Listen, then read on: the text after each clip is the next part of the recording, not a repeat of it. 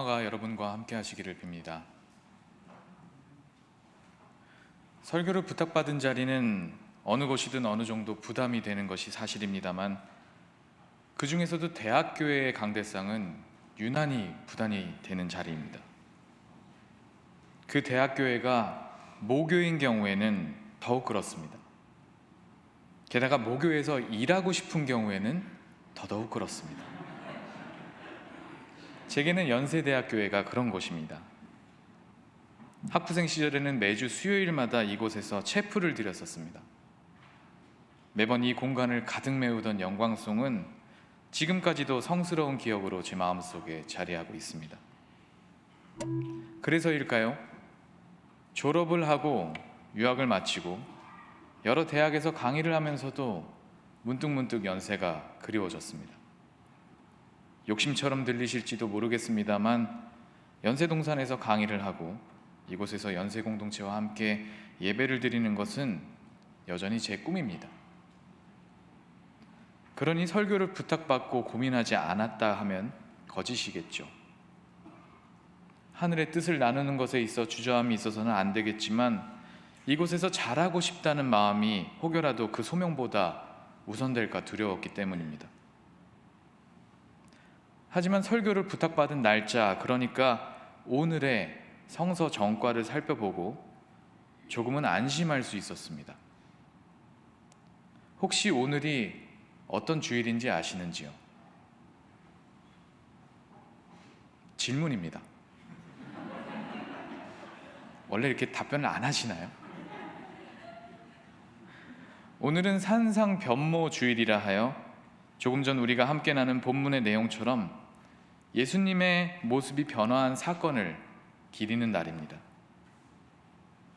그럼 그것이 왜 제게 조금의 위안을 주었을까요? 그 이유는 우리 중 어느 누구도 이 사건의 정확한 정황을 알 수 없기 때문입니다. 지금까지 많은 신학자들과 목회자들이 우리가 함께 나눈 마태복음 17장 1절에서 9절까지의 말씀에 대한 해석을 내어놓았지만, 그 어느 누구도 예수님의 변화라는 현상 그 자체를 풀어내지는 못했습니다. 물론 신학자들과 목회자들 대부분이 문과 출신이라서 그럴 수도 있습니다. 사람이 혹은 사람이라 여겨지던 존재가 갑자기 스스로 빛을 뿜어내듯 밝아지고, 이미 오래전에 사라졌던 사람들이 그 주변에 보이기 시작하더니 빛이 나는 구름이 하늘과 땅을 덮었고 하늘에서 목소리가 들렸다. 이 현상은 물리학의 영역일 수도 있고 화학의 영역일 수도 있고 천문학이나 지구과학의 영역일 수도 있습니다. 분명한 것은 문과의 영역은 아니라는 것이죠. 하지만 그러한 학문 분야에서조차 예수님의 변화 현상에 대한 근거 있는 분석을 제공하지는 못할 것입니다. 이 사건은 말 그대로 신의 영역에 속해 있기 때문입니다. 이처럼 누구도 정확한 답을 알지 못하는 상황이니 오늘 본문을 가지고 설교를 해야 하는 제 입장에서는 부담이 덜 되지 않았겠습니까? 물론 그렇다고 아무 소리나 하고 내려와야겠다, 아무도 모르니 그냥 믿읍시다, 이렇게 말씀을 드리겠다는 이야기는 아닙니다. 설교자의 역할은 주어진 본문을 소개하고 그 안에 담긴 하늘의 뜻을 나누면서 그것을 따르는 우리의 삶이 어떠해야 하는지를 이야기하는 것이기 때문입니다. 그럼 우리는 예수님의 변화 사건을 어떻게 받아들여야 할까요? 이 사건과 같이 인간의 지성으로 이해할 수 없는 현상을 종교의 언어로는 신비라고 표현합니다. 초월적 존재에 의해서 직간접적으로 일어나는 물질 세계의 법칙에서 벗어난 현상을 나타내는 말입니다. 그래서 신비는 아름답고 거룩하고 성스럽지만 동시에 낯설고 이질적입니다. 인간의 지식으로는 풀어낼 수 없는 초현실적인 현상이었던 예수님의 변화 사건 역시 종교적 신비로 이해할 수 있습니다. 만약 실제로 여러분의 눈앞에서 이러한 장면이 펼쳐진다면 우리의 반응은 어땠을까요? 아마도 우리가 본문을 읽으면서 조금은 우습게 여겼던 베드로의 행동과 크게 다르지 않을 것이다, 그렇게 생각합니다. 오늘 본문 말씀을 읽으며 난데없이 초막을 짓겠다라고 하는 베드로의 언사에 대해 어떻게 생각하셨습니까? 어리석다, 쓸데없는 말을 한다, 왜 이 사람은 늘 나서는지 모르겠다 하는 생각을 하지는 않으셨는지요? 그러나 베드로의 행동은 신비를 마주한 인간이 보이는 지극히 당연한 반응이었습니다. 같은 사건을 기록하고 있는 마가복음 9장과 누가복음 9장을 참고해 보면 베드로가 왜 그런 말을 했는지 알 수 있습니다. 베드로는 자신의 눈앞에 펼쳐진 일이 너무나 두렵고 무서워서 무슨 말을 하는지 알지 못하였다라고 기록되어 있습니다. 두렵고 무섭다. 사실 이것이 초현실적인 현상 혹은 종교적 신비를 마주한 인간의 솔직한 모습 아니겠습니까? 독일의 신학자 루돌프 오토는 성스러움의 의미라는 책에서 종교적 의미의 성스러움, 즉 인간의 이해를 넘어선 신비를 표현하기 위해 누멘적이라는 개념을 만들어냅니다. 그는 하나님께서 시내산에 강림하신 출애굽기의 사건을 예로 들며 이를 마주한 인간들은 누멘적인 것을 경험했다라고 해석합니다.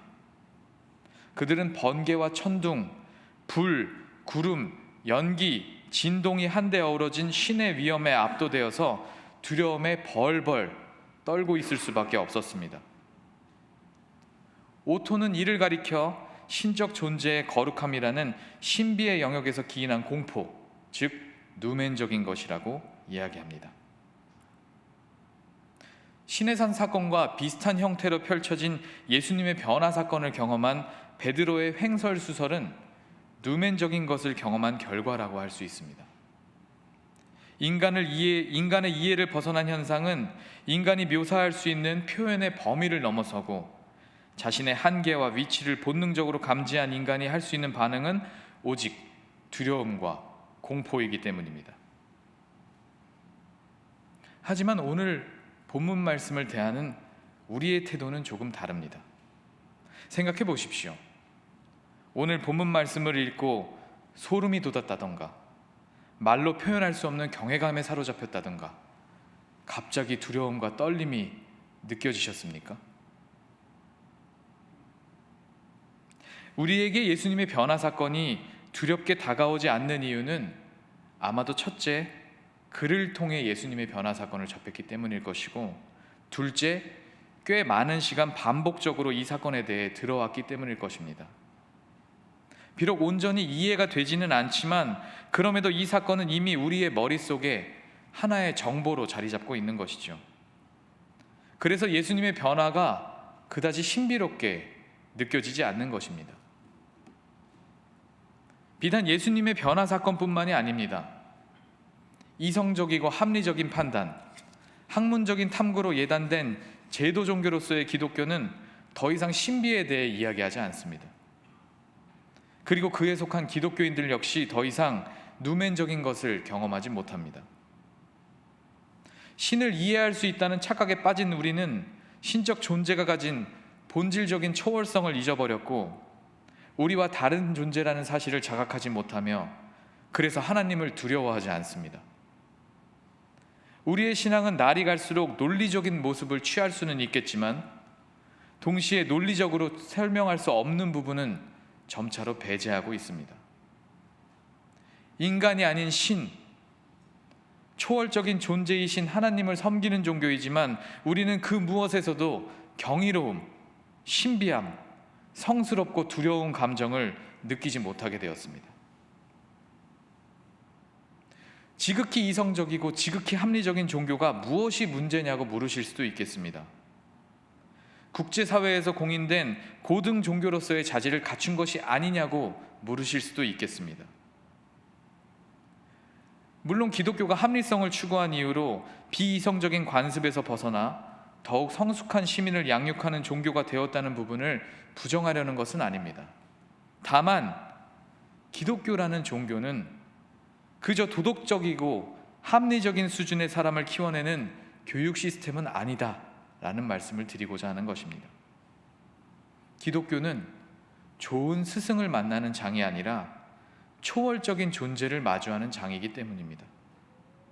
우리가 속한 이 종교는 논리와 추론을 근거로 한 성숙 너머의 가치를 추구하고 있습니다. 그것이 바로 기독교의 신비입니다.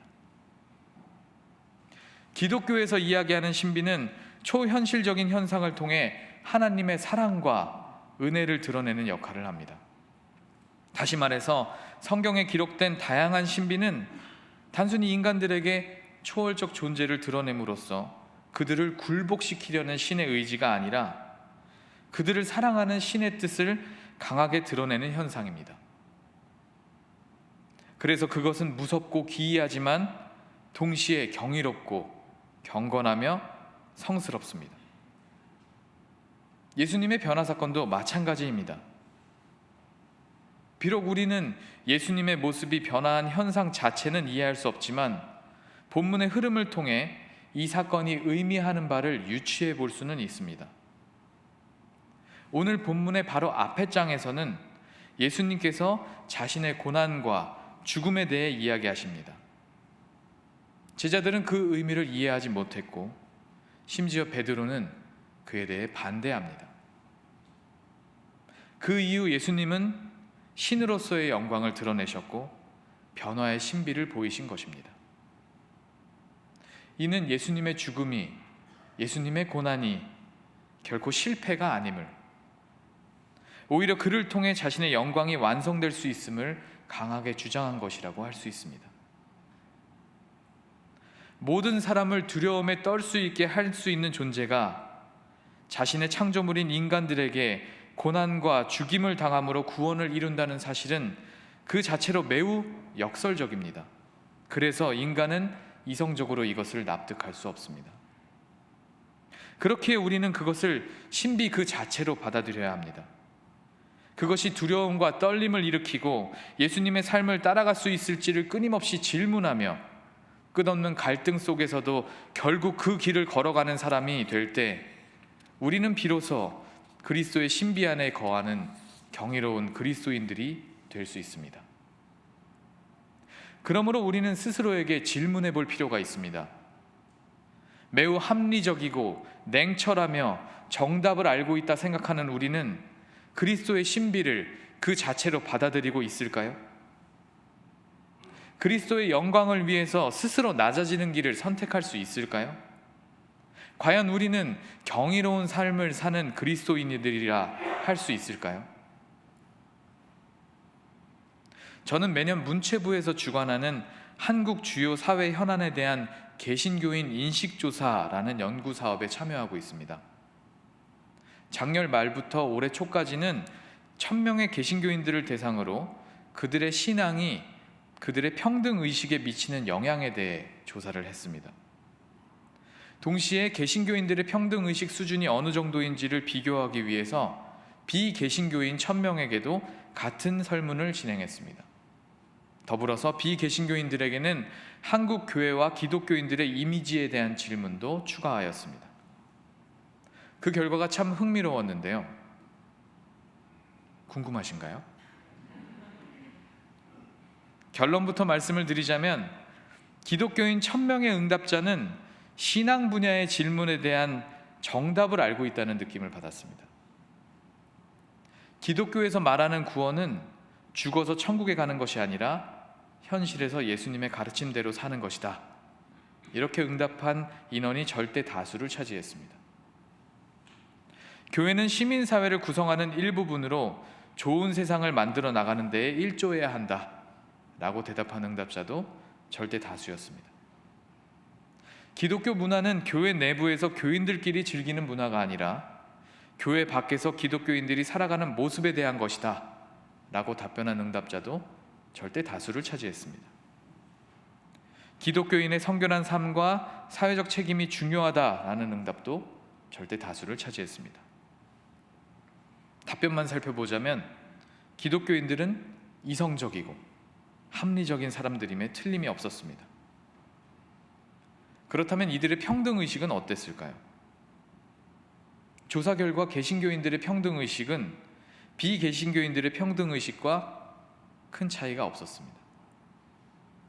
기독교 신앙은 그들의 평등의식에 거의 영향을 미치지 않는다는 의미였죠.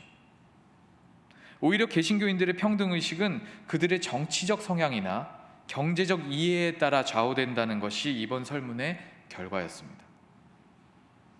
나의 신앙생활과 관련된 부분에 있어서는 합리성을 추구하지만 다른 이해관계가 얽힌 사안에 대해서는 나의 입장과 나의 이익이 먼저라는 이번 조사 결과는 과연 개신교인들이 비개신교인들과 다른 것은 무엇인가 하는 근본적인 의문을 갖게 만들었습니다.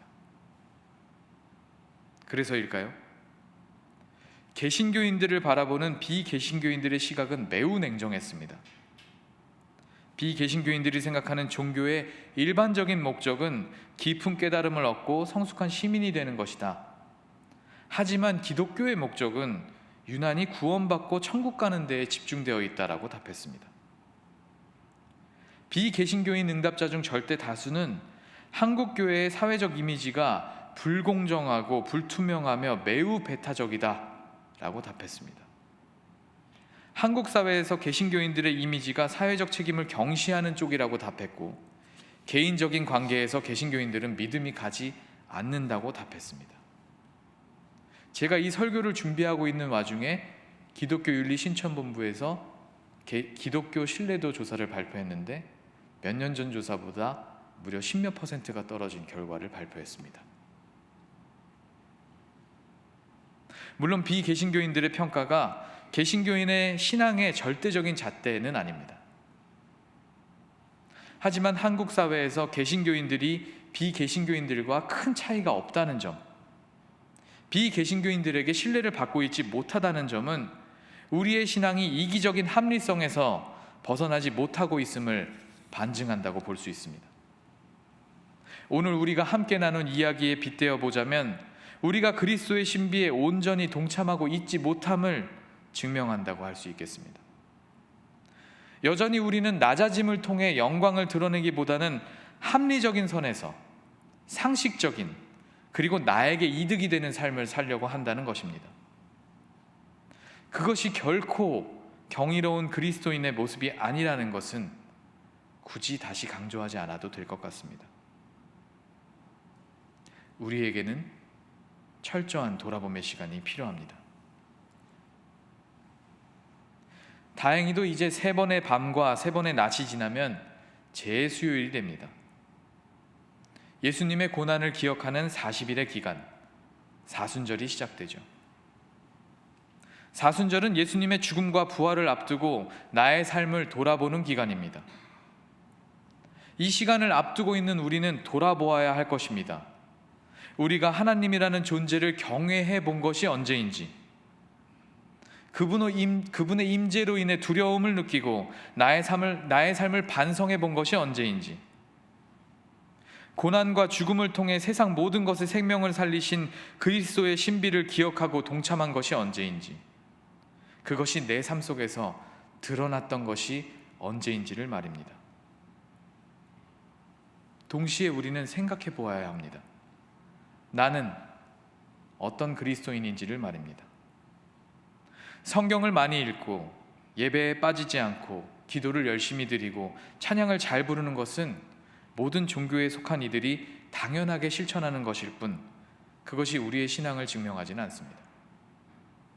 성경의 내용을 많이 알고 신학적인 논쟁을 좋아하고 옳고 그른 것을 분명하게 가를 줄 안다, 그것은 종교적 지식이 충만하다는 의미이기는 합니다만 그것이 우리의 신앙의 완성을 의미하지는 않습니다.